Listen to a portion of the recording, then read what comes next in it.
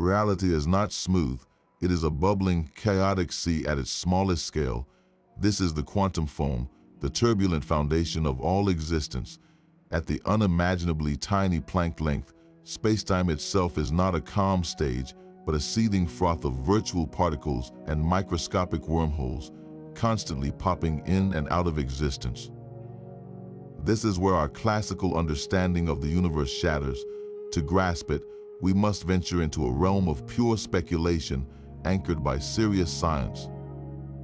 You are about to join a mind-bending journey through 30 of the most fascinating theories that attempt to explain this bizarre foundation of everything. By the end, you will have a panoramic view of humanity's boldest quest to understand the very fabric of reality. We will explore how this foam might generate entire universes, store cosmic information, and even enforce the flow of time itself. What do you believe lies beneath the surface of everything you see? Our story begins not in a laboratory, but with a brilliant mind staring at a blackboard. The physicist John Archibald Wheeler gave this bizarre concept its unforgettable name in the 1950s. He envisioned spacetime not as a rigid grid or a smooth fabric, but as something far more chaotic. At the very smallest scales, Wheeler proposed that the fabric of reality becomes a churning, probabilistic foam. Picture the surface of a carbonated drink, but instead of bubbles, you have a frenzied dance of microscopic wormholes and violent quantum fluctuations. In this realm, the very geometry of the universe loses its certainty. Distances and durations become fuzzy, fluctuating wildly from one moment to the next. A path between 2 points is not a fixed line, but a blur of possibilities. This single radical idea shattered the classical view of a serene and continuous stage upon which events merely play out. Wheeler's foam suggested the stage itself is alive, constantly bubbling and rearranging its own structure. It was the first major crack in our smooth perception of reality, a foundational theory that dared to ask what happens when we stop looking at the universe and start looking at its very substance. This vision of a turbulent foundation set the stage, quite literally, for every wild theory that was to follow. This foam is not merely a chaotic froth.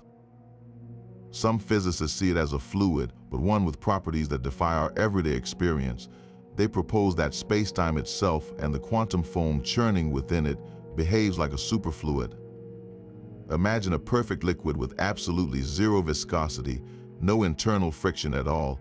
In our world, superfluid helium can climb walls and flow through impossibly small cracks without losing energy. Now apply that perfection to the fabric of reality. In this model, the seething quantum foam is not just random noise, it is the turbulent surface of a cosmic superfluid. This elegant idea offers a radical solution to one of physics' greatest puzzles, the nature of gravity and inertia. If spacetime is a superfluid, then objects moving through it would not glide effortlessly. Just as a spoon stirring honey feels resistance, a particle moving through this superfluid foam would experience a subtle drag.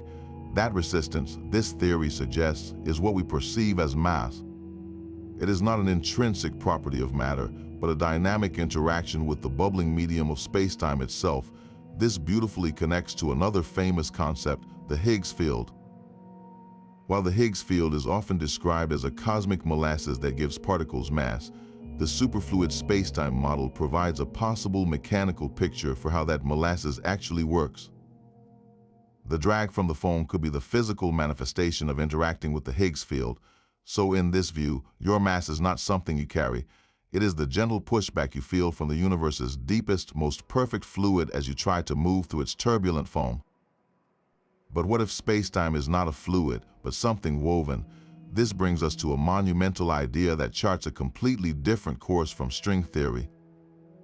Loop quantum gravity is one of the most ambitious frameworks in modern physics, and it offers a startlingly beautiful vision of the quantum foam. Here, the fabric of reality is not made of vibrating strings, but of woven threads of space itself. These are called spin networks, intricate webs where each intersection represents a tiny, indivisible quantum of volume. Picture a cosmic tapestry, but one that is not static. It is a dynamic, ever-changing lattice of connections. In this model, the quantum foam is not a random froth of bubbles. It is the constant, shimmering dance of these woven loops. The foam's churning activity is the network itself evolving, with connections between loops constantly updating, like a cosmic computer recalculating the geometry of the universe at every single instant. The bubbles in this foam are the discrete pixels of space, the specific volumes and areas that the theory predicts cannot be divided any further. This means space is not smooth and continuous.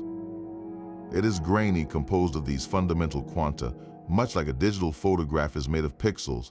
When you look at the empty space between stars, you are not seeing a void, but the collective structure of an unimaginably fine and active spin network.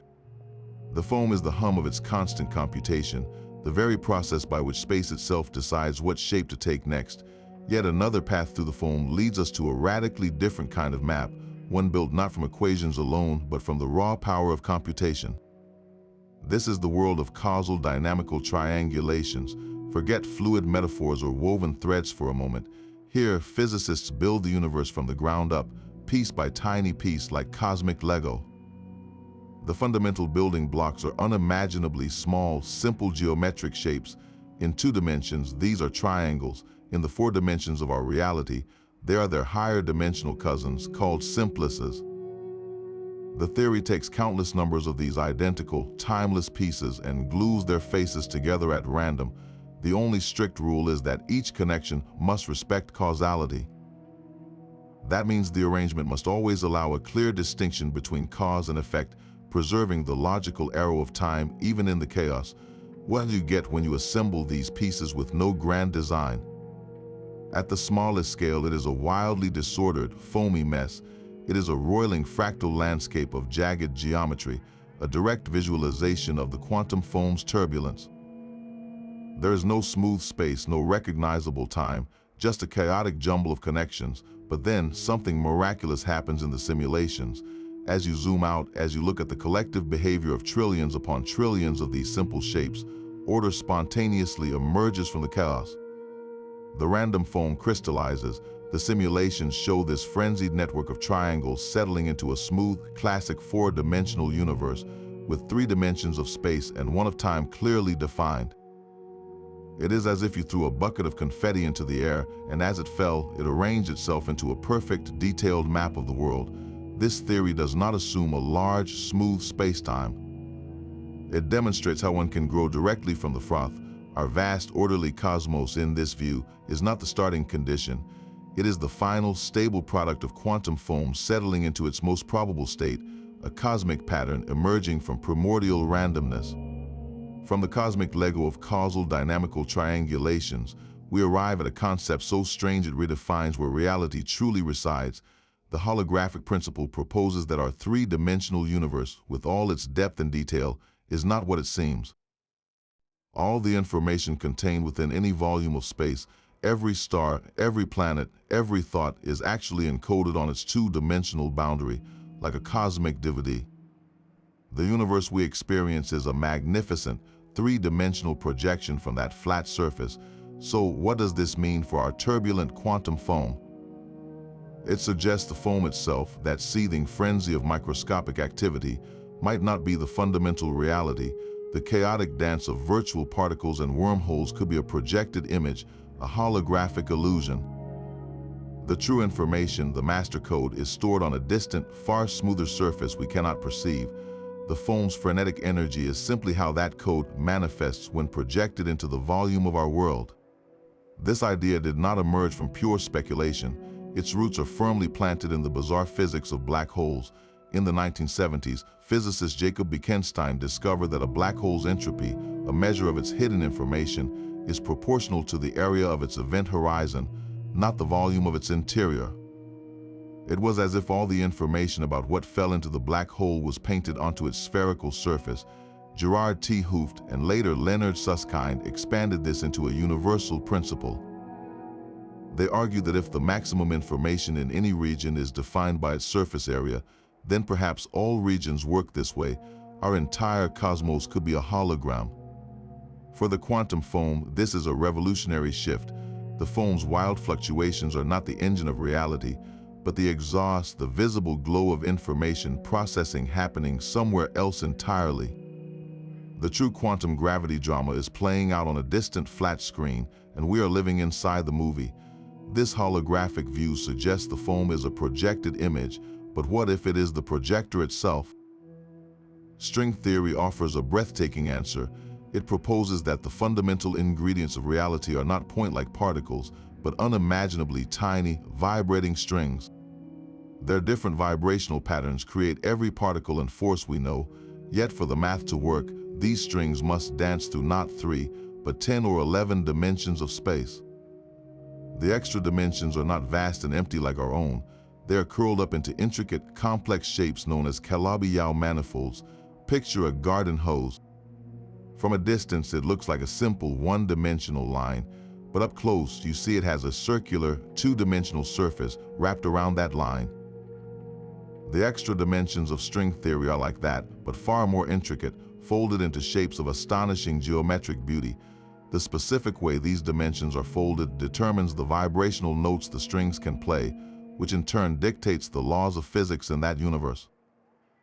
The force of gravity, the mass of an electron, the number of dimensions we perceive, all of it depends on the exact geometry of these hidden Calabi-Yau shapes. Now connect this to the quantum foam. That seething, turbulent foundation of spacetime could be the visible expression of these extra dimensions in constant, violent flux. Each microscopic bubble in the foam might not be empty. It could be a snapshot of a specific Calabi-Yau manifold, a specific configuration of those curled-up dimensions. The foam's churning represents these shapes constantly morphing, twisting, and reshuffling themselves at the Planck scale. This leads to a staggering idea known as the string theory landscape. If the foam is a sea of fluctuating Calabi-Yau shapes, then each stable configuration, each possible way for the extra dimensions to settle, represents a different vacuum state, a different set of physical constants. In this view, every stable bubble in that primordial foam could have inflated into its own entire universe, each with its own unique laws. Some bubbles might have physics where gravity is strong and stars form in seconds, others where electromagnetism is too weak for atoms to hold together. Our universe, with its perfect balance for complexity and life, would be just one possibility in a frothing multiverse of failed experiments and alien physics, all born from the restless geometry of the quantum foam. The sheer scale of that possibility is almost impossible to grasp, yet within the foam it finds a startlingly tangible form. The eternal inflation model offers a breathtakingly simple picture. Imagine the quantum foam not as a chaotic sea, but as a cosmic pot of water on an eternal boil. The water itself is a primordial energy field, a kind of hyperspace, and it is in a state of incredibly rapid, exponential expansion. This is the inflating background, the boiling broth, but just as bubbles form in boiling water, regions of this inflating space can randomly drop into a lower energy state. When that happens, the frantic inflation inside that region stops. The energy that was driving the expansion is released in a flash, flooding the newborn bubble with particles and radiation. That bubble becomes a universe. Our entire cosmos, from the first flash of the Big Bang to the galaxies we see today, is just one such bubble that formed when a patch of that eternal foam stopped inflating and settled down. But the boiling pot itself never stops. New bubbles are constantly nucleating in the ever-expanding background foam, each one a separate universe with its own Big Bang event, completely disconnected from all the others.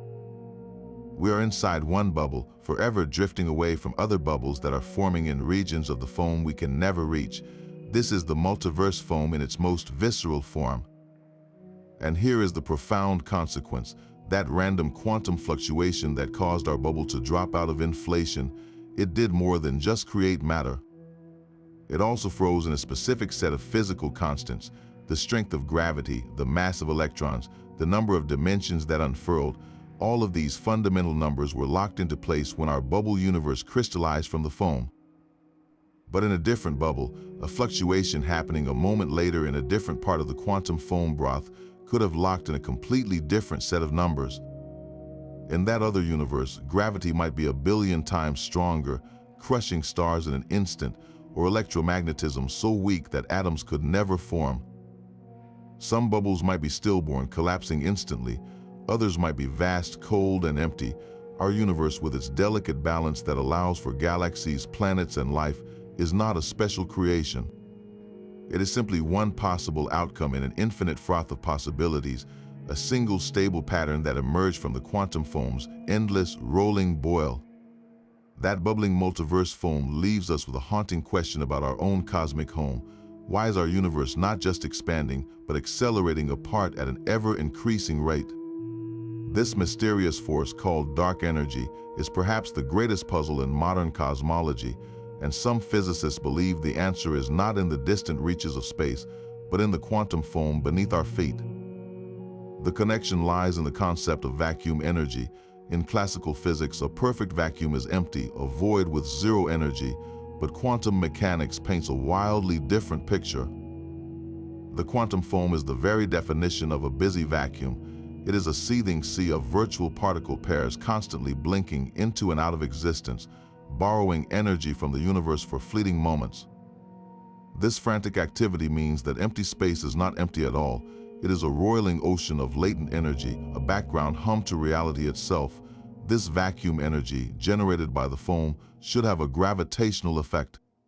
According to Einstein's equations, energy curves spacetime, so the immense energy density of the quantum foam should be warping the cosmos on a monumental scale. Here we encounter the infamous cosmological constant problem. When theorists try to calculate the expected energy density of the quantum foam, they get a number so astronomically huge it is absurd. It suggests a universe that should have torn itself apart in a violent explosion within a fraction of a second after the Big Bang, or collapsed into a black hole instantly. Yet our universe is here, expanding at a relatively gentle, though accelerating, pace. The observed value of dark energy is about 120 orders of magnitude smaller than the naive theoretical prediction. That is a 1 followed by 120 zeros. It is the worst mismatch between theory and observation in the entire history of science. So if the quantum foam's energy is real, why is its gravitational push so inconceivably feeble? One compelling idea is that the foam's chaotic structure itself provides a solution. Perhaps the positive and negative energy fluctuations in the foam do not perfectly cancel out to zero, but to an incredibly tiny positive remainder. Think of a stormy ocean. From above, the waves and troughs average out to a calm sea level, but if you look with infinite precision, the surface is never perfectly flat. There's always a subtle residual chop. The quantum foam might be like that. Its unimaginably violent fluctuations could, on average, leave behind a minuscule, smooth energy density that permeates all of space. This faint leftover pressure, this cosmological constant, would act as a kind of anti-gravity, gently pushing galaxies apart. In this view, dark energy is not a mysterious new substance. It is the ghostly echo of the quantum foam's endless churn, a whisper of its primordial power stretched thin across the expanding cosmos. Our accelerating universe, then, is being driven by the faint, persistent breath of spacetime's own turbulent heart. That faint breath of the foam may be shaping our entire cosmos, but what about the strange connections within it? One of the most baffling phenomena in all of science is quantum entanglement, what Einstein famously dismissed as spooky action at a distance. Two particles become linked so intimately that measuring the state of one instantly determines the state of the other, no matter how far apart they fly. This seems to violate the cosmic speed limit set by light. How can information travel faster than light? The standard answer is that no information is actually transmitted, just a correlation that was baked in from the start. But that feels deeply unsatisfying. It begs for a mechanism, a hidden bridge. Could the quantum foam provide it? Some theorists propose a radical answer. What if the microscopic wormholes that Wheeler envisioned as part of the foamy structure of spacetime are not just random ephemeral bubbles, but stable, if fleeting, connections? When two particles interact, their world lines, their paths through spacetime, could become linked by one of these Planck-scale tunnels woven into the fabric of reality itself. They are not sending signals to each other across a distance. They are, in a very real sense, already touching through a shortcut in the foam. The connection is not spooky action through empty space, but a direct physical link through the turbulent substrate of spacetime. This offers a tangible, if profoundly strange, resolution to the paradox. The particles are correlated because they share a physical connection through the hidden geometry of the quantum foam, a geometry that makes a mockery of our classical ideas of separation. Their instantaneous agreement is not a signal, but the revelation of a shared state that was never truly separate to begin with, thanks to the invisible plumbing of the universe's foundation. Entanglement suggests the foam connects points in space, but what about connections through time? This leads us to one of the most profound safeguards in theoretical physics. Stephen Hawking, contemplating the bizarre implications of wormholes and warp drives, proposed a startling idea he called the chronology protection conjecture. He believed the laws of physics must contain a built-in mechanism to prevent time travel into the past, a cosmic rule to protect history from paradoxes. If you could go back and prevent your own birth, reality would break. Hawking argued that nature must abhor such nonsense and would find a way to stop it. But how the enforcement might come from the quantum foam itself? Imagine trying to engineer a time machine. In theory, this requires creating a closed time-like curve, a path through spacetime that loops back on itself like a cosmic Möbius strip.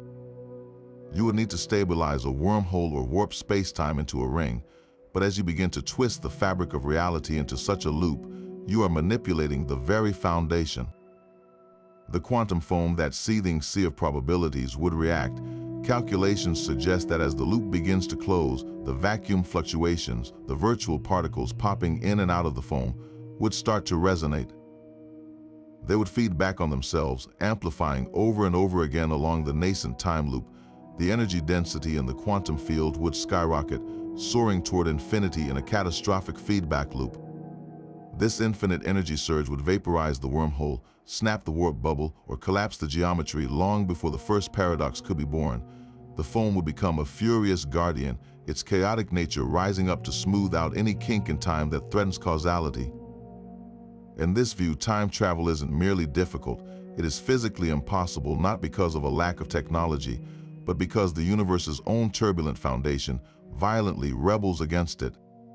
The foam protects the timeline, ensuring that history remains a single, consistent story, free from the contradictions that would unravel reality itself. The foam's rebellion against time travel reveals its role as a cosmic guardian, but what happens when gravity wins its ultimate victory? Black holes represent the most extreme warping of spacetime, a place where our current laws of physics break down at the singularity. Yet within the framework of loop quantum gravity, there may be no singularity at all. Instead, there is a breathtaking possibility known as a Planck star.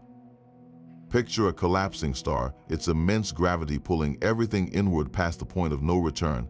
In classical physics, this collapse continues forever, crushing all matter into an infinitely dense, infinitely small point where spacetime ceases to have meaning. But loop quantum gravity, with its woven fabric of spacetime, suggests a different finale. As the collapse reaches the unimaginable Planck density, the quantum nature of gravity itself pushes back. The woven threads of the spin network, the very pixels of space, cannot be compressed any further. This creates a repulsive force of incredible power. Instead of vanishing into a singularity, the collapsing matter hits this quantum wall and bounces. It is like a cosmic rubber ball hitting the floor. The result is a Planck star, a fleeting ultra-dense object where matter is compressed to the limits of reality itself. This is not a star made of fire, but of pure quantum geometry. At its heart, the orderly structure of spacetime dissolves completely. This core is not a point, but a region where the quantum foam is no longer a microscopic froth. It becomes the dominant reality. Here, the chaotic dance of the spin network is all there is. Wormholes flicker, dimensions fluctuate, and the very ideas of here and now lose their grip. A Planck star's core is a macroscopic bubble of pure quantum foam, a window into the turbulent foundation of the universe, magnified to a stellar scale. For a brief moment, this furious quantum gravity region halts the collapse, before the energy of the bounce radiates away or perhaps even initiates a new expansion. This means the heart of a black hole in this theory is not a dead end. It is a portal to the most extreme state of quantum spacetime imaginable, a place where the foam is not just the background, but the entire show. This cosmic dance of possibilities brings us to one of the deepest mysteries in all of science. In the quantum realm, a particle exists not as a definite object, but as a cloud of probabilities, a wave function of all its possible states and locations. It is only when we observe it, when we measure it, that this cloud seems to collapse into a single, definite reality. This is the infamous measurement problem. Why does observation have this power? What constitutes a measurement? Is consciousness involved? For decades, this has felt like a philosophical ghost haunting the hard science of quantum mechanics. But what if the answer isn't in our minds, but in the very fabric of the stage? What if the quantum foam itself is the ultimate observer? This leads to a fascinating class of theories. They propose that wave function collapse is not a magical process triggered by human consciousness or delicate laboratory equipment. It is a natural physical consequence of a particle's interaction with the granular, foamy structure of spacetime. Think of it this way: in a perfectly smooth, continuous universe, a quantum wave could ripple forever in superposition, never having to choose a state. But our universe is not smooth. It is grainy and turbulent at the Planck scale. As a quantum system evolves, its wave function doesn't just sail over a calm sea. It constantly bumps into the seething foam. Each tiny interaction with a fluctuating wormhole or a virtual particle in the foam is like a miniature measurement. These countless random interactions add up, a process physicists call decoherence. The foam constantly scrambles the delicate quantum phase information, washing out the interference patterns that allow multiple possibilities to coexist. It forces the quantum system to leak its quantum weirdness into the environment, which in this case is the spacetime foam itself. In this view, the foam provides a fundamental and universal form of decoherence. It is always there, always churning, always interacting, so a particle is never truly isolated. It is perpetually being measured by the restless foundation of reality.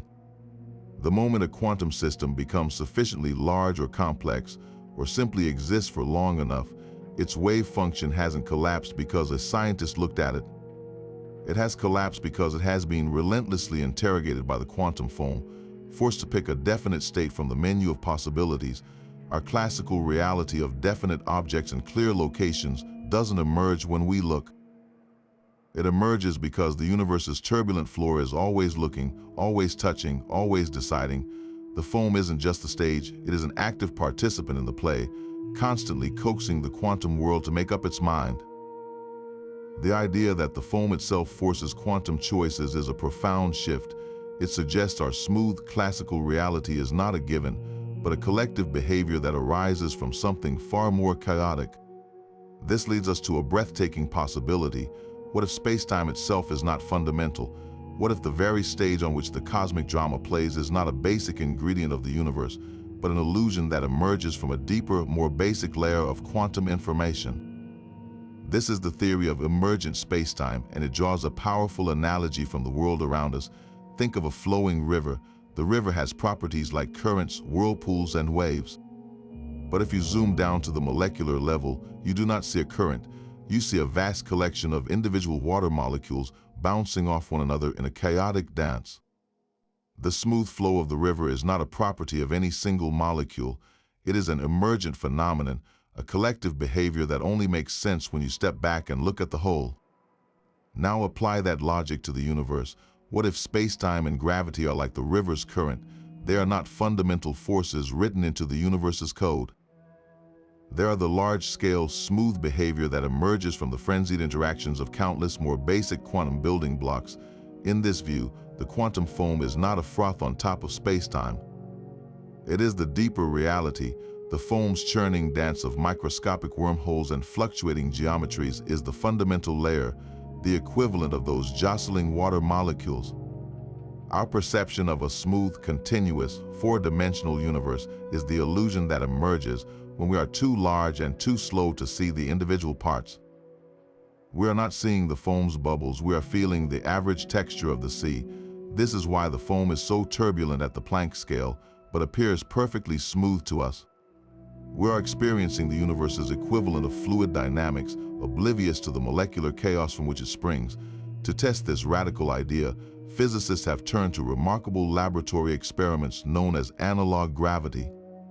They create systems in the lab that are not made of spacetime, but behave like it. One famous example is the sonic black hole. Imagine a fluid flowing faster than the speed of sound in that fluid. If you create a drain in this superfluid, the water rushing inward can reach a point where its flow velocity exceeds the speed of sound waves trying to escape. Just like light cannot escape a gravitational black hole, sound waves cannot escape this sonic drain. It creates an event horizon for sound.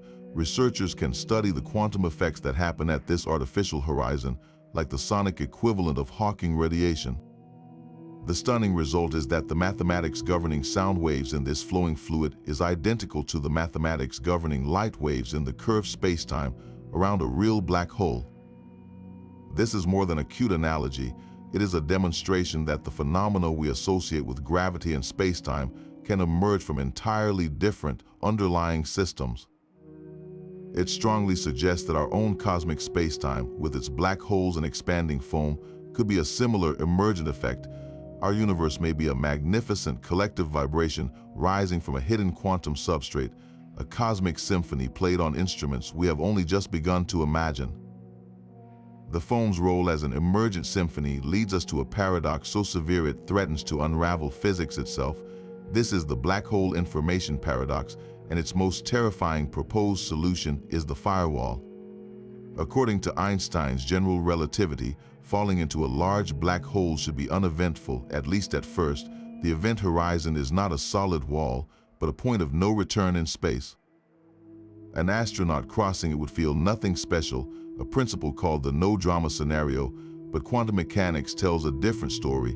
The horizon is a place of extreme gravitational tidal forces, and the quantum foam here is not a gentle froth. It is a maelstrom of unimaginable violence. Virtual particle pairs constantly popping out of the foam get ripped apart by the black hole's gravity. One falls in, the other escapes as Hawking radiation. This process slowly evaporates the black hole. The paradox is this: the information about what fell into the black hole seems to be lost forever when the whole evaporates, violating a sacred quantum law that information must be preserved. To save this law, some physicists proposed a shocking fix. What if the event horizon is not a peaceful boundary?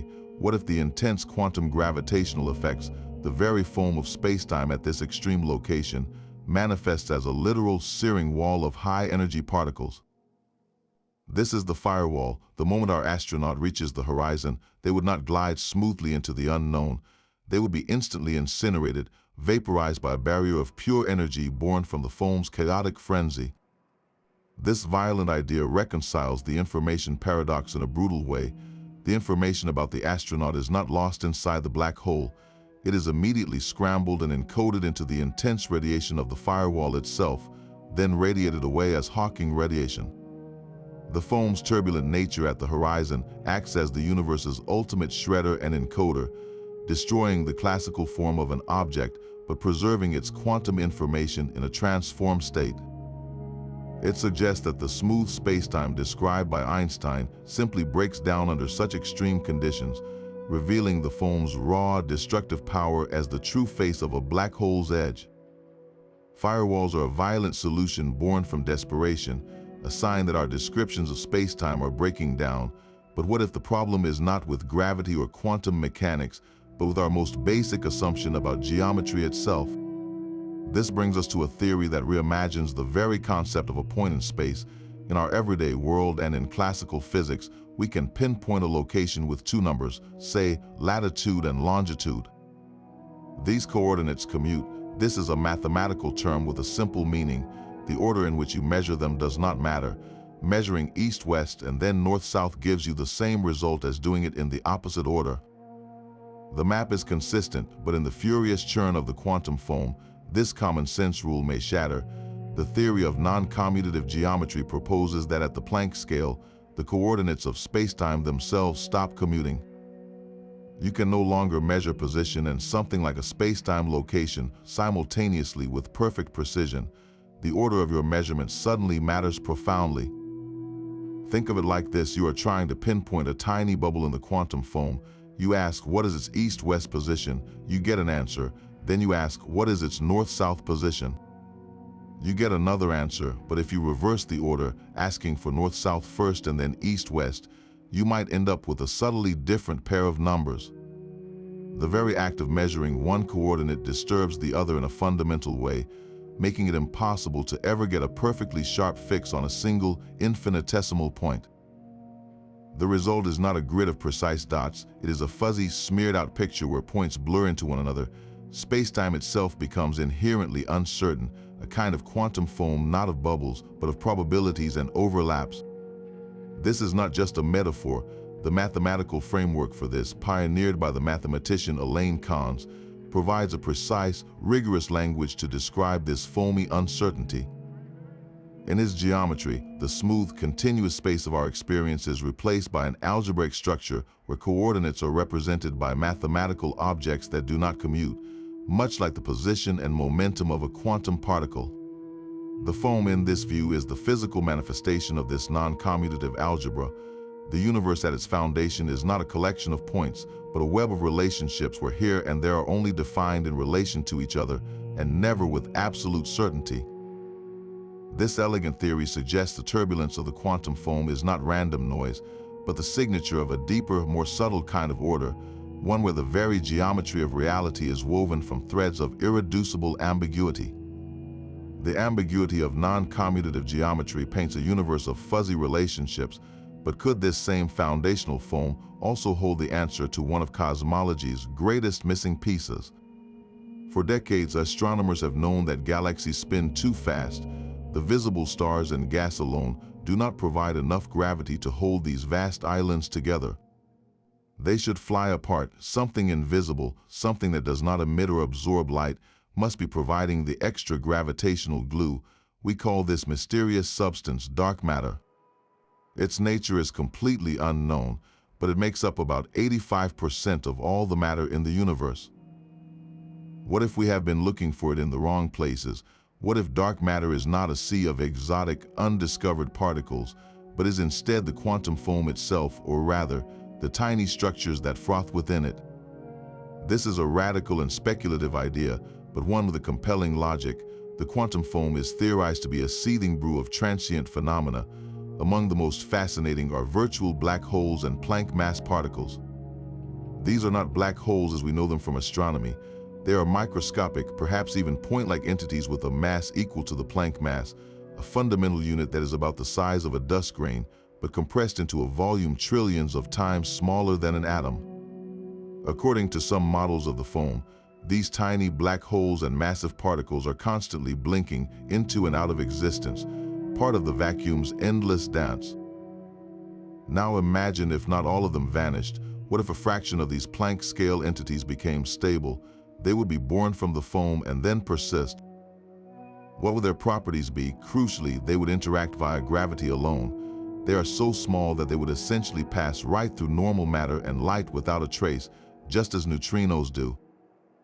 A single one of these entities would be undetectable by any conventional means. But if they were produced in vast numbers in the early universe, if they were as ubiquitous as the foam they came from, their collective gravitational pull could be enormous. This is the core of the theory. Dark matter could be a cosmic haze of these primordial relics, a fine mist of microscopic quantum foam fossils left over from the first moments of creation, weaving through every galaxy and providing the unseen mass that shapes the cosmos. The profile fits perfectly. It is dark, it is matter, and it interacts only gravitationally, exactly what astronomers observe. Yet the challenge of proving this is staggering. How do you detect an object that is both unimaginably tiny and utterly dark? You cannot build a trap for it. You cannot see it collide with anything. Its signature would be purely gravitational, and at the individual level, that pull is infinitesimal. The only hope is to look for subtle, collective effects or for rare instances where these objects might reveal themselves, perhaps by distorting the light of distant stars in a specific way, or by influencing the precise echo of the Big Bang we see in the cosmic microwave background. For now, it remains a beautiful and haunting possibility that the missing mass of the universe is not an alien particle from beyond our models, but a ghostly remnant of spacetime's own turbulent birth, a permanent imprint of the foam frozen into the architecture of everything.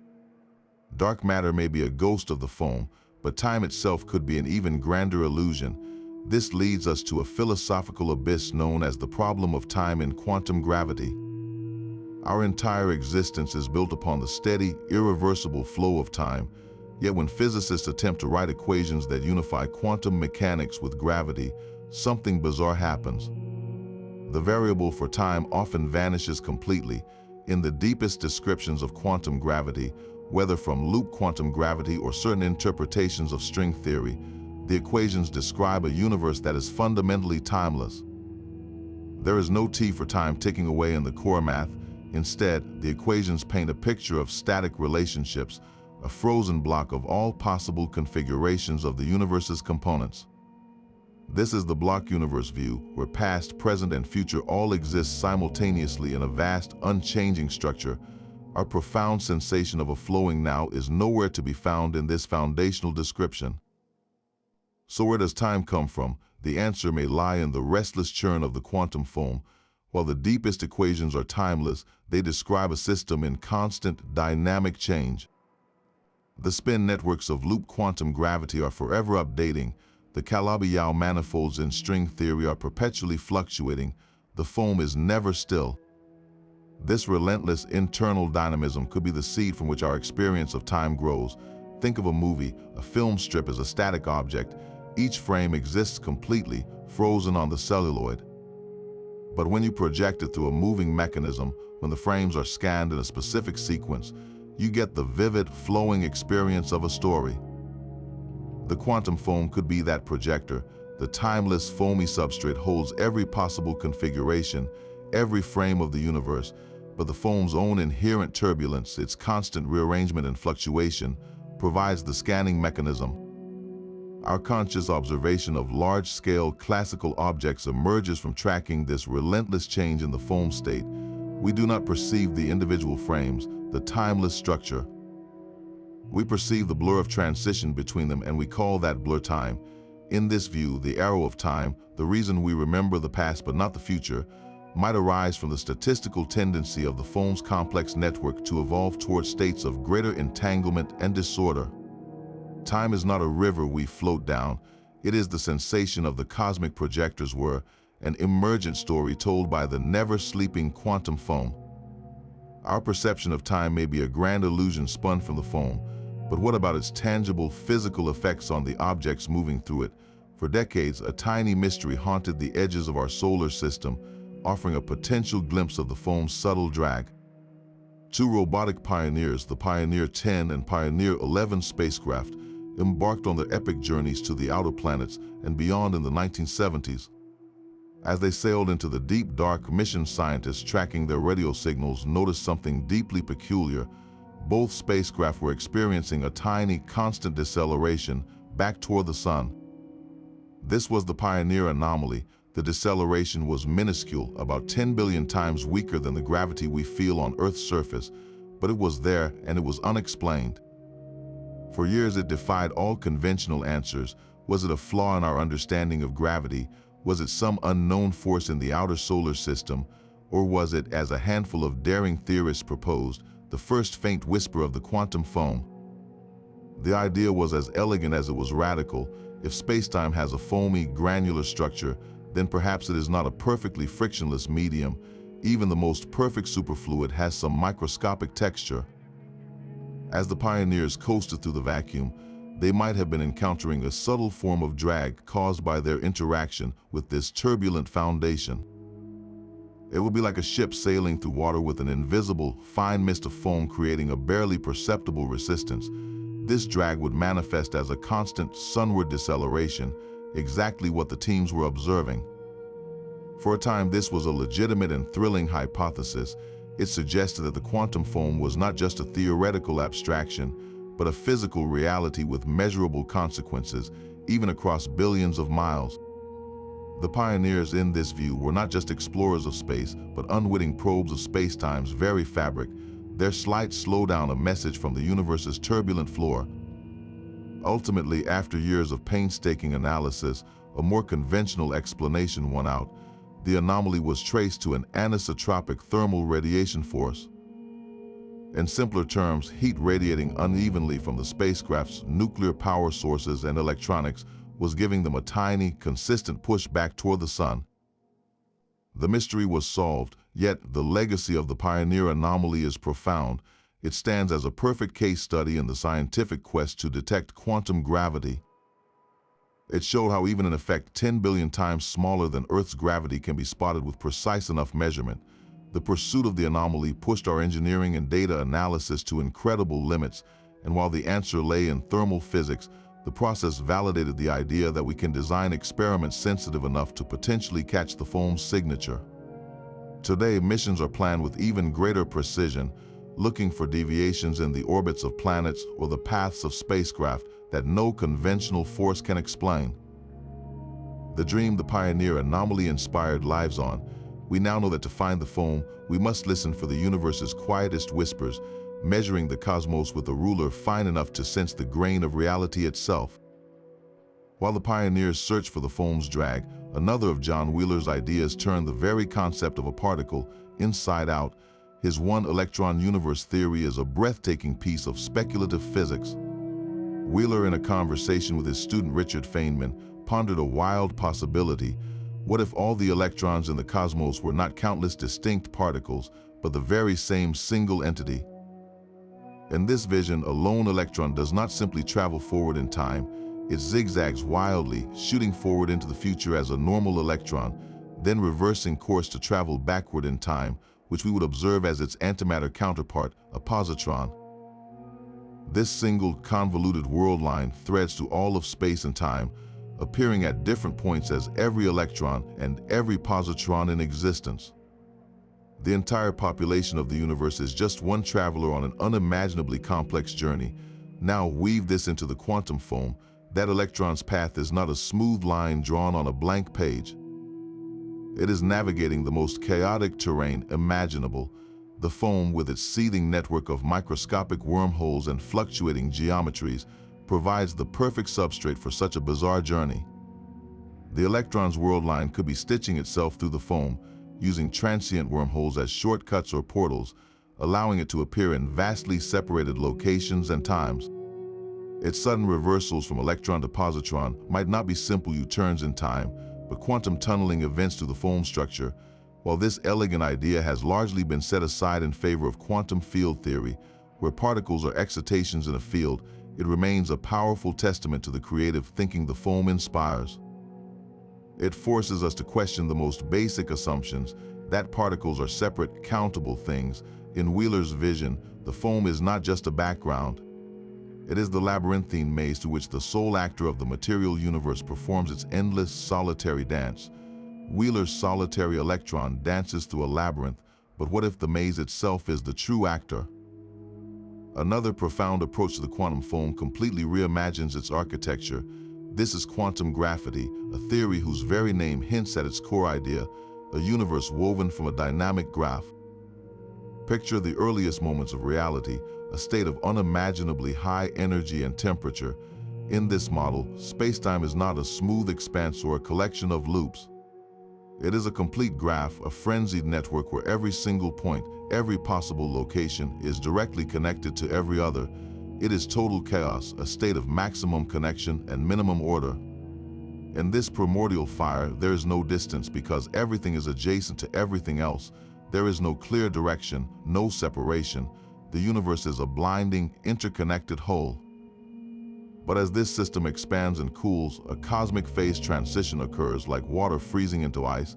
The immense energy needed to maintain every single connection becomes too costly. Links begin to break, the complete graph shatters, most of the countless connections vanish, leaving behind a sparse, dynamic web. This is the moment spacetime as we know it is born. The remaining links between points become the fabric of distance and proximity. Points that remain connected are neighbors. Points whose connections were severed are now far apart. The geometry of our universe, its three spatial dimensions, emerges not from a pre-existing grid, but from the specific, sparse pattern of links that survived this great freezing. So where is the quantum foam in this picture? The foam is the ceaseless activity of this graph. It is not a sea of bubbles, but a network in constant, low-level turmoil.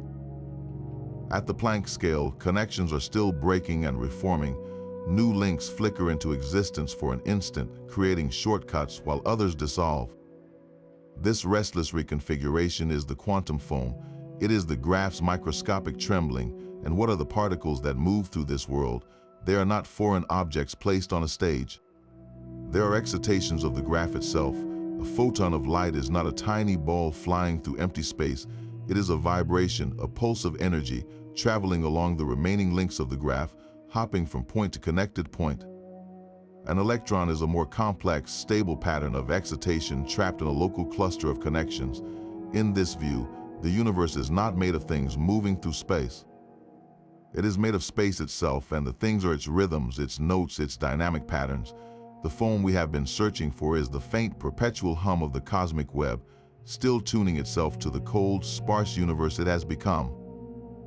The cosmic web of quantum gravity hums with a profound interconnectedness, a concept that finds a powerful echo in the work of a visionary physicist who dared to challenge quantum orthodoxy. David Bohm was deeply troubled by the standard interpretation of quantum mechanics, which seemed to accept a fractured, observer-dependent reality as final. He proposed a radical alternative, the implicate order. In Bohm's view, the universe we perceive with its separate objects and clear distances is the explicate order, a kind of unfolded projection. Beneath it lies a deeper, hidden reality called the implicate order, an enfolded realm where everything is seamlessly connected, a holistic whole where the entire cosmos is woven into a single, unbroken fabric.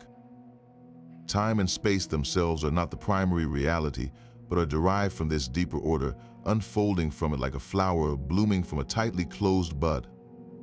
Now connect this profound philosophy to the quantum foam. The foam's turbulent, holographic nature could be the physical bridge to Bohm's vision. The seething sea of microscopic wormholes and fluctuating geometries is not random noise. It is the visible, though chaotic, signature of the implicate order. Each transient wormhole is a thread of connection, a fleeting glimpse of the deeper unity. The holographic principle, which suggests all information in a volume is encoded on its boundary, fits perfectly here. It provides a precise mathematical mechanism for Bohm's unfoldment. The quantum foam in this synthesis is the dynamic interface where the implicate order becomes explicate. A particle is not a solitary thing moving through empty space. It is a persistent pattern or vibration that emerges from the constant churn of the foam, a localized unfolding from the holistic substrate. Its apparent separateness from another particle is an illusion because at the level of the foam, their world lines are entangled through a labyrinth of microscopic connections. What we see as two distinct entities are merely two peaks on a single turbulent ocean. The foam, therefore, is more than a foundation. It is the active process of creation itself, the ceaseless dance of enfolding and unfolding that gives rise to the world of appearances. In this view, the universe is not a collection of things, but a continuous, flowing process of becoming, with the quantum foam as its generative heart. Bohm's vision of a flowing, unified reality points toward an even more radical possibility. The quantum foam might not just be a structure or a process, but a mind. Not a conscious mind, but a computational one. This is the ultimate speculative frontier, where the foam is seen as the universe's own quantum computer. The core idea is breathtakingly simple yet profound. What if space-time, matter, and the laws of physics themselves are not the foundation, but the output? What if they emerge from a deeper layer of pure quantum information processing? This is often called it from qubit. It refers to all the stuff of the universe, the matter and energy. A qubit is the basic unit of quantum information. The slogan flips our understanding on its head. Instead of matter and space existing first with information as a secondary property, it suggests that information is the primary substance. The universe is not a thing that processes information. The universe is information being processed, and the processor is the quantum foam. In this view, every microscopic fluctuation in the foam, every virtual particle pair blinking into existence, every wormhole forming and dissolving, is not random noise. It is a logical operation. Each event is a calculation. The seething chaos is not meaningless turbulence, but a cosmic circuit board running at the Planck scale, performing quintillions of operations every second. The entanglements that stitch particles together across vast distances are not spooky links, but data threads wires in the cosmic processor connecting different parts of the calculation. So what is this universe-sized computer calculating? It is calculating itself. The output of this relentless foundational computation is the reality we experience. The smooth curvature of spacetime around a planet is the large-scale result of countless Planck-scale calculations about geometry. A particle's path is not a predetermined line, but the emergent trajectory of a quantum computation resolving probabilities into a definite history. The laws of physics, the equations we so reverently write down, are not handed down from on high. They are the algorithms this cosmic computer is running. Gravity, electromagnetism, the strong and weak nuclear forces, these are not fundamental forces in the traditional sense. They are the high-level programming language, the consistent rules that emerge from the low-level bit flipping in the foam. Think of a video game. The world you see on screen, with its mountains, rivers, and characters, is not fundamentally made of pixels and colors. It is made of code. The pixels are just how that code manifests on your display. The game's physics, like gravity making a character fall, are not real forces inside your computer. They are algorithms written by a programmer. Now scale that up to cosmic proportions. Our universe is the stunningly realistic display. The quantum foam is the unfathomably complex hardware running the code. And the laws of nature are the software, the elegant algorithms that generate a consistent, interactive world. This idea transforms the foam from a passive stage into an active engine. It is not merely there, it is forever busy, forever computing the next moment of existence from the raw material of quantum information. The Big Bang was not an explosion in space.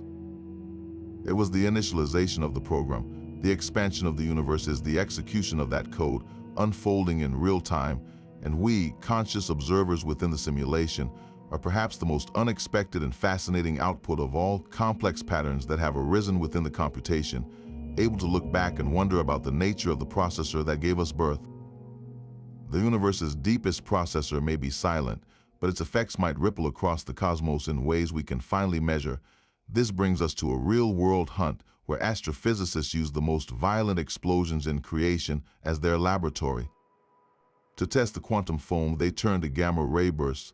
These are titanic blasts, the death cries of massive stars or the mergers of neutron stars, releasing more energy in a few seconds than our sun will in its entire 10 billion-year lifetime.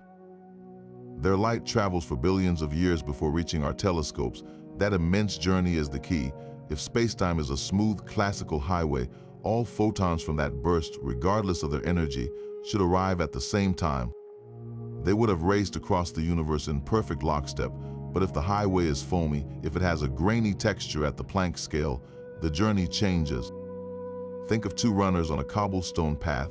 One is a sprinter in sleek shoes, representing a high-energy gamma-ray photon. The other is a marathoner in thick-soled boots, representing a lower-energy photon. On a perfectly smooth track, the sprinter wins easily, but on cobblestones, the uneven surface affects them differently. The sprinter's precise, rapid strides might be subtly disrupted by each bump, while the marathoner's slower, heavier steps might roll over the irregularities with less trouble. In the quantum foam, the cobblestones are the fluctuating wormholes and bubbles. The theory suggests that higher energy photons, with their shorter wavelengths, would be more sensitive to this microscopic graininess. They would stumble slightly more often on the foam's texture. Over a journey of billions of light years, that tiny stumble adds up. The highest energy photons from a gamma-ray burst should arrive at our detectors a fraction of a second later than their lower energy counterparts. The sharp, simultaneous flash we expect from a distant burst will be smeared out, its signal stretched across time. This is the signature astrophysicists search for. They point sophisticated satellites like the Fermi Gamma-Ray Space Telescope at these cosmic beacons, meticulously timing the arrival of every photon. The results so far are both a triumph and a puzzle. They have found no such smearing. The highest energy photons arrive in perfect sync with the rest, even after traveling across the observable universe. This tells us something profound. If the quantum foam exists, its graininess is far, far finer than our most optimistic early models predicted. The foam's texture, if it's there, is so incredibly smooth that even the most energetic photons we can see barely notice it. These observations have placed the tightest limits yet on the foam's possible structure. pushing the scale of any potential graininess much closer to the infinitesimal Planck length itself. The foam hasn't been ruled out, but we now know it is a master of subtlety, its turbulent nature hidden beneath a veneer of near-perfect smoothness over cosmic distances. The universe's foundation may be chaotic, but it is chaos woven with astonishing precision. But if gamma-ray bursts show us a smooth universe, what happens when gravity wins completely? The singularity problem is perhaps the clearest sign that Einstein's beautiful theory of general relativity is incomplete. It tells us that at the heart of a black hole, and at the very beginning of our universe in the Big Bang, matter is crushed to infinite density in a region of zero volume. Space-time curvature becomes infinite, and the laws of physics simply break down. A singularity is not a place, it is a mathematical warning sign that our description of reality has failed. For decades, physicists have searched for a way to erase these infinities, to heal the equations. The leading candidate for that cure is quantum gravity, and its most likely manifestation is the quantum foam. The idea is powerful and elegant. General relativity is a classical theory. It describes a smooth, continuous stage. It has no concept of a smallest possible length or a highest possible density. But the quantum foam introduces exactly that, a fundamental graininess. At the Planck scale, spacetime is not smooth. It is a turbulent, probabilistic froth. This means you cannot compress matter into an infinitely small point, because there is no such thing as a point smaller than the Planck length. You cannot reach infinite density, because the very concepts of volume and density lose their classical meaning in the foam. Imagine trying to divide a smooth line in half forever. In a classical world, you could do it infinitely, but if the line is actually made of discrete pixels like a digital image, you eventually hit a limit. You reach a single pixel, the smallest unit. You cannot have half a pixel. The quantum foam provides the pixels for spacetime itself, so as matter collapses in a black hole or as the universe contracts toward the Big Bang, the curvature and density soar. But just as they approach the Planck scale, the smooth description of general relativity shatters. Quantum gravitational effects, the chaotic churn of the foam, become dominant. The singularity predicted by classical physics is replaced by something far stranger, a region of extreme but finite quantum spacetime geometry. It is a place where the foam is not a microscopic detail, but the entire reality. Wormholes flicker, dimensions fluctuate, and the orderly fabric of space and time dissolves into a probabilistic storm. This is not an end, it is a transition. In many quantum gravity models like loop quantum cosmology, this foamy region acts as a quantum bounce. The collapse of a black hole hits the foam's repulsive wall and rebounds, perhaps birthing a new region of spacetime. The Big Bang was not a beginning from nothing, but a bounce from a previous cosmic phase, a moment when the quantum foam of a prior universe reached maximum compression and then sprang back into a new expansion. The terrifying singularity vanishes, replaced by a bridge. The foam, in its ultimate turbulence, becomes the universe's shock absorber, preventing its own destruction and turning catastrophic endings into transformative beginnings. The singularity's transformation into a quantum bridge hints at a moment of pristine order, a starting point so specific it may have written time's most fundamental rule. Our universe possesses a stubbornly consistent direction, an arrow of time that flies only forward. We remember yesterday, not tomorrow. Heat flows from hot to cold, never the reverse. This is the thermodynamic arrow, driven by the relentless increase of entropy, a measure of disorder. But why did it start pointing that way? The ultimate source may lie in the quantum foam's very first configuration. Picture the universe at its birth, emerging from that quantum bounce or crystallizing from eternal inflation. In that first instant, the quantum foam, the fundamental substrate of reality, was not a chaotic mess. Paradoxically, it was in a state of extraordinarily low entropy. It was ordered, smooth, and uniform on the largest scales, though undoubtedly turbulent at the Planck scale. This was the universe's most improbable, most special state. Think of a brand new deck of cards perfectly arranged by suit and number. That is low entropy. Shuffle it once and it becomes disordered, a state of high entropy. The universe began as that perfect deck. The quantum foam's initial arrangement was the cosmic equivalent of every thread in the spin network aligned, every Calabi-Yau manifold identically folded, a state of breathtaking simplicity given the immense number of possibilities. Then, driven by the forces of expansion and quantum chance, it began to shuffle itself. The foam structure evolved, connections in the cosmic graph broke and reformed.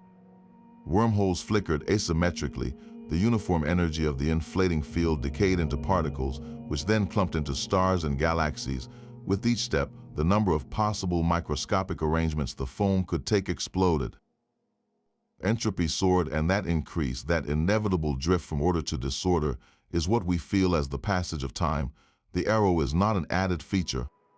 It is the echo of the foam's initial condition, a memory of that singular moment of improbable order imprinted on the expanding cosmos.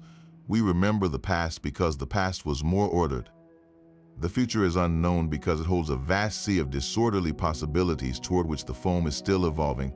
Our relentless march into tomorrow is, at the most fundamental level, the universe's quantum foundation settling into its most probable, most scrambled state. The foam's first flawless order set the clock ticking, and its endless churn now keeps the hands moving in only one direction. That perfect order at the beginning set a direction, but the foam's subtle graininess could bend the very rules that particles obey on their journey. Many models of quantum spacetime predict a fascinating effect called modified dispersion relations. Dispersion is a technical term for a simple idea. It describes how a wave's speed depends on its wavelength. You see it when white light passes through a prism and separates into colors. Each color, each wavelength, travels at a slightly different speed through the glass. In the vacuum of empty space, Einstein's relativity tells us that all light, regardless of its color or energy, travels at one universal speed, the speed of light. The relation between a photon's energy and its momentum is fixed and simple, but if space is not a perfect vacuum, if it has a foamy, granular texture at the Planck scale, that perfect relation could crack. The quantum foam might treat different energies differently. A high-energy gamma-ray photon, with its incredibly short wavelength, could interact with the foam's microscopic structure more strongly than a low-energy radio wave. It would be like a tiny, fast-moving kayak versus a massive ocean liner. On a perfectly smooth sea, their speed is governed only by their engines, but on a choppy, foamy sea, the small kayak is jostled and slowed by every little wave, while the large liner plows through them almost unaffected. In a foamy spacetime, the highest energy particles might experience a tiny cumulative drag over cosmic distances. This would modify the fundamental dispersion relation, changing the link between their energy, their momentum, and effectively, their speed through the vacuum. For a photon, this could mean that the speed of light is not a constant after all, but depends ever so slightly on its energy. The most energetic light in the universe would arrive at our telescopes imperceptibly later than its lower energy siblings from the same event. This is precisely the signature that gamma-ray burst hunters are searching for, a potential whisper of the foam's texture written in starlight. For massive particles like protons in cosmic rays, the effects would be even stranger. An ultra-high-energy cosmic ray, a subatomic particle with the kinetic energy of a well-thrown baseball, should not be able to travel vast distances across the universe. It should collide with the faint glow of cosmic microwave background photons, losing its energy in a dramatic cascade. This is the Greisen-Zatsepin-Kuzmin, or GZK, cutoff. Yet we have detected a handful of these particles with energies beyond this theoretical limit. One possible explanation: modified dispersion relations. If the foam alters the rules of engagement, it could change the energy threshold for that catastrophic collision, allowing these mysterious cosmic bullets to travel farther than our smooth spacetime equations predict. They might be survivors, their incredible journey made possible by the subtle grain of the universe they pass through. While current evidence is inconclusive, this idea provides a clear, testable path. The next generation of particle colliders and cosmic ray observatories will push into ever higher energy regimes, probing the laws of physics at scales where the foam's signature might finally become visible. Finding a deviation in the way energy and momentum relate would be more than a new particle discovery. It would be a direct measurement of spacetime's hidden architecture, a fingerprint of the quantum foam left on the most energetic events in the cosmos. The staggering mismatch between prediction and observation is not just a small error, It is a chasm of incomprehensible scale. The vacuum energy we calculate from the quantum foam's seething activity should curve the universe into a microscopic knot in a fraction of a second. Yet the dark energy we observe is so weak it allows galaxies to form and life to evolve over billions of years. The difference is a factor of 1 followed by 120 zeros. It is the single largest discrepancy in all of science, so profound it is often called the vacuum catastrophe. This forces physics to consider solutions as radical as the problem itself. One haunting answer comes from the multiverse foam we explored earlier. If eternal inflation spawns an infinite froth of bubble universes, each with its own randomly determined cosmological constant, then most bubbles are stillborn or instantly torn apart. Only in the incredibly rare bubbles where the foam's violent energies cancel out to near perfection can galaxies, stars, and planets ever form. We do not observe a finely tuned constant because the universe is special. We observe it because we could not exist to observe anything else. This is the anthropic principle, not as an explanation, but as a statistical filter. We are living in the one in a gazillion bubble where the quantum foam's roar faded to the faintest whisper, allowing complexity to whisper back. Another possibility is even more unsettling, that our understanding of the vacuum energy is fundamentally wrong. Perhaps the positive and negative fluctuations of the foam do not simply add up. Maybe they are entangled in a deeper symmetry we have not yet grasped, or the foam structure at the Planck scale includes a self-regulating mechanism that naturally drives the net energy towards zero. Solving the vacuum catastrophe may require not a better calculation, but a revolution in how we conceive of nothingness itself. The empty space around you is the site of physics' greatest failure, and its eventual solution will rewrite our story of the cosmos. Perhaps the most profound interaction with the quantum foam happens not in a distant galaxy, but inside each of us. The mystery of consciousness, the raw experience of being, has long been considered the exclusive domain of neuroscience and philosophy.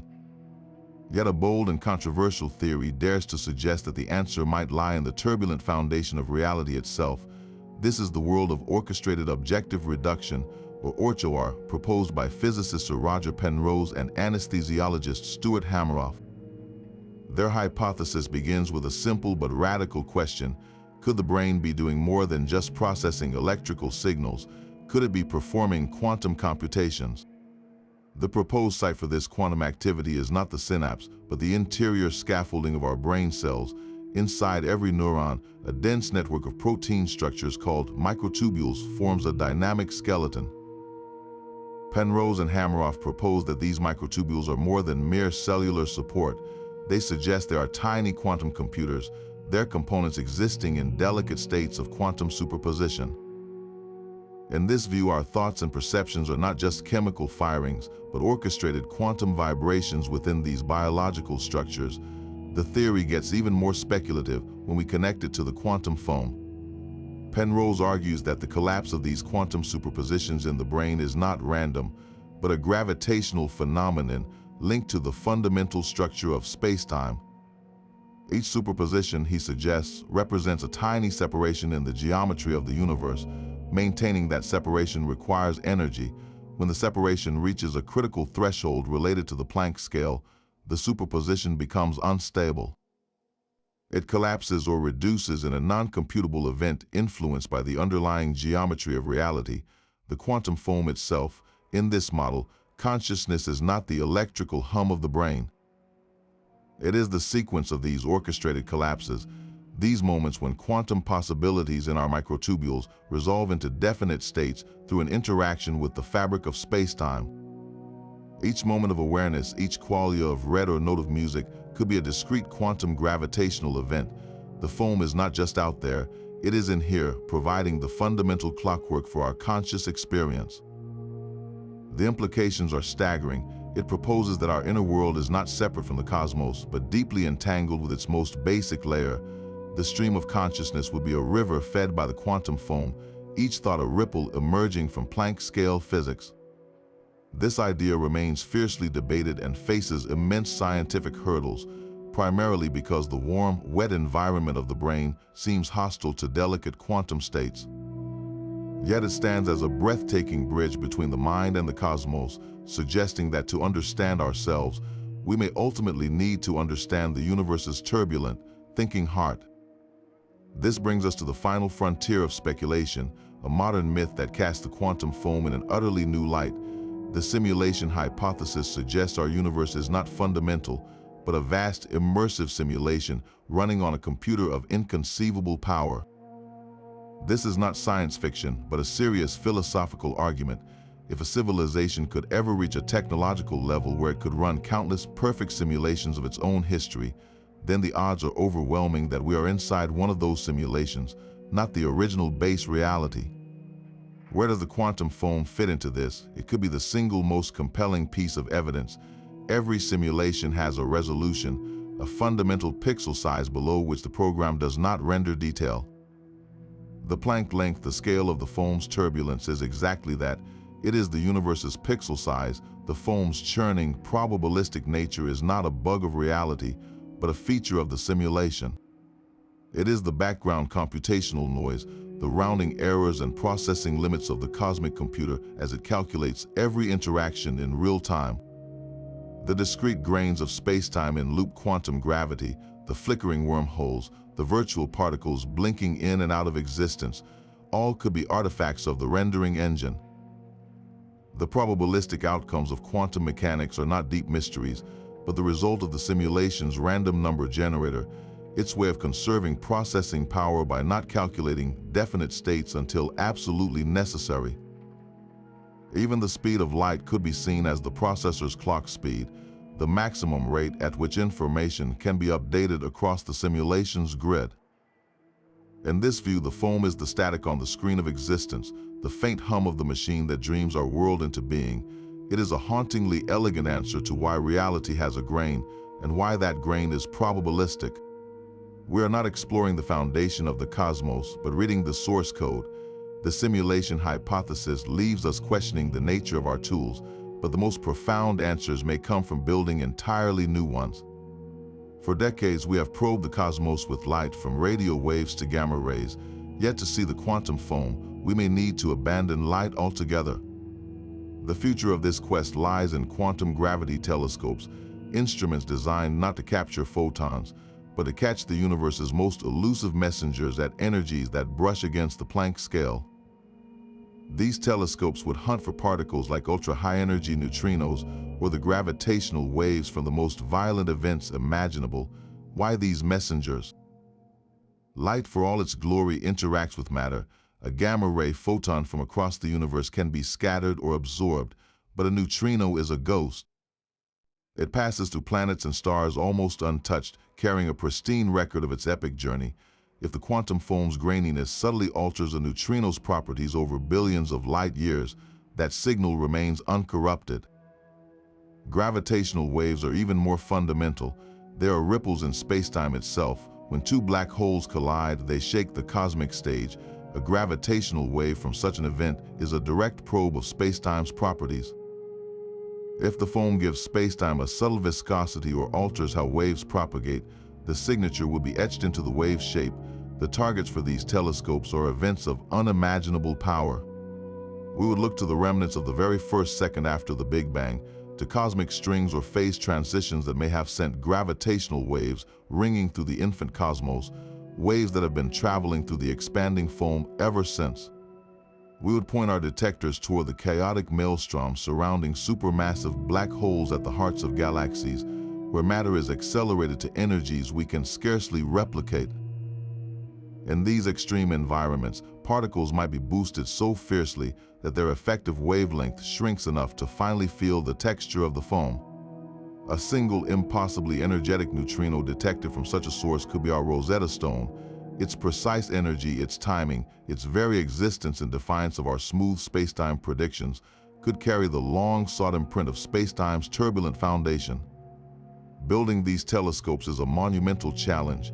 They are not lenses and mirrors, but vast arrays of sensors buried in Antarctic ice or suspended in the deep sea, waiting for the once-in-a-lifetime flash from a cosmic ghost.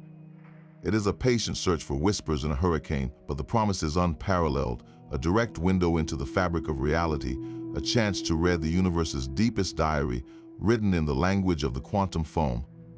We have traveled from a single brilliant idea to the very edge of what physics can describe. John Archibald Wheeler's quantum foam began as a radical suggestion that spacetime itself is a turbulency, and it has blossomed into a universe of possibilities. We have seen it as a superfluid, a woven tapestry of loops, and a cosmic Lego set that builds our reality from chaos. We have watched it project holographic worlds, curl hidden dimensions, and boil an eternal multiverse into existence. This foam may hold the ghost of dark matter, enforce the arrow of time, and even process the information of reality itself within a cosmic quantum computer. It is the guardian that forbids time travel, the bridge that replaces terrifying singularities, and the subtle grain that might one day be measured in the light of dying stars. Through 30 theories, one truth stands clear: the quantum foam is not a single answer, but a question. It is the frontier where our smooth, classical understanding of the universe breaks down, and where our boldest imaginations must take over. While it remains a theoretical construct, a beautiful scaffold of mathematics and logic, it represents humanity's most profound attempt to ask what reality is made of when we look past the stage and into the substance. This journey does not end here. It lives in your curiosity. Which of these visions of the foam resonates most deeply with you? Does the elegance of a holographic universe stir your wonder, or does the raw, computational power of a cosmic processor ignite your imagination? Share your thoughts in the comments below. This conversation is how we explore together. If you crave more journeys to the edge of understanding, subscribe and join us as we delve into the next great space mystery. Remember to keep looking up at the stars, and just as importantly, to look inward, contemplating the incredible, turbulent foam that might lie beneath it all.